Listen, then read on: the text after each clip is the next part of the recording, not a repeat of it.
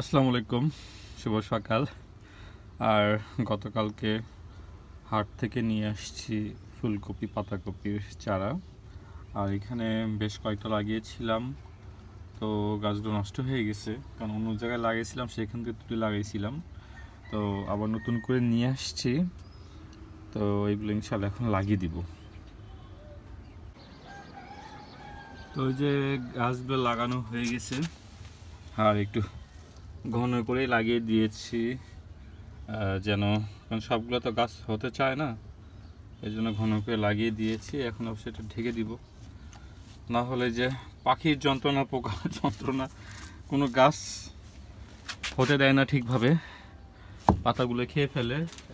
আর এখানে সিমের পাতা অনেকগুলো কিন্তু খেয়ে ফেলছে, এই জন্য আসলে এই যে মশারি দিয়ে দিছি আর কি।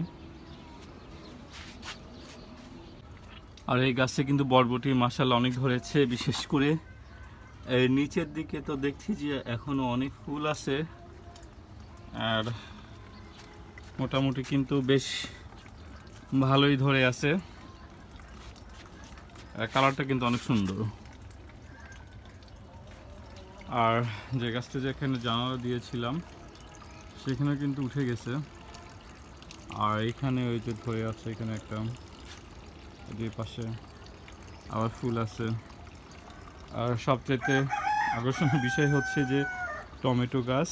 আর এখানে কিন্তু আমি দেখতে পাচ্ছি যে একটা ছোট্ট একটা টমেটো চলে আসছে। আর সবচেয়ে বড় কথা, আর এই গাছগুলোর কিন্তু প্রত্যেকটা ফল অনেক ভালো, সুস্বাদু, সবজিগুলো কিন্তু মজাদার।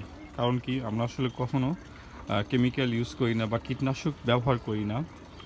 সার হিসাবে দেখাচ্ছে যে কাটা সবজিগুলো আমরা রেখে দিই, সেটা আমরা সে গাছের গোড়ায় গোড়ায় দিয়ে দিই।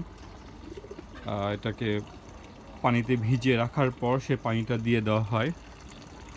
আর হচ্ছে যে যে হাঁসের যে ময়লাগুলো থাকে বা ওই যে মুরগির যে ময়লাগুলো থাকে সেগুলো কিন্তু গাছে দিয়ে দিই। আর এতে করেই কিন্তু মাশাআল্লাহ অনেক সুন্দর সবজি ধরে, অনেক সুন্দর গাছগুলো পুষ্টি পায়। আর প্রত্যেকটা গাছে কিন্তু অনেক সুন্দর হয়, সবজিও ধরে অনেক ভালো আর কি। যাতে করে হচ্ছিল যে পাখিগুলো যেন বা পোকাই হোক, এটা যেন খেতে না পারে। আমার মনে হয় যে পাখি এই পাতাগুলো এসে খেয়ে যায়। দেখেন এখানে কীভাবে খেয়ে ফেলছে। এটা অবশ্য আগের কাটা ছিল, তারপরে হচ্ছিল যে এখানে মশারি দিয়ে দিয়েছি। দেখা যাক কি অবস্থা হয় নেট দেওয়ার পরে। এই যে মুরগিগুলো খাবার দেখছে কীরকম করতেছে। এখানে আসলে ধান, গম, ভুট্টা, অর্থাৎ কবিতরের যে মিক্স খাবারগুলো আছে এগুলোই কিন্তু আমি খেতে দিই, আর অবশ্য পিওর ন্যাচারাল।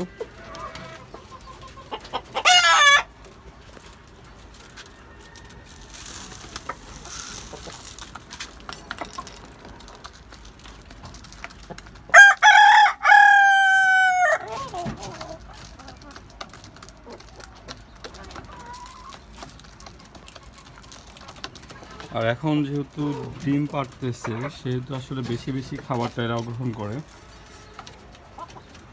যত তত ডিম বেশি বেশি দিবে।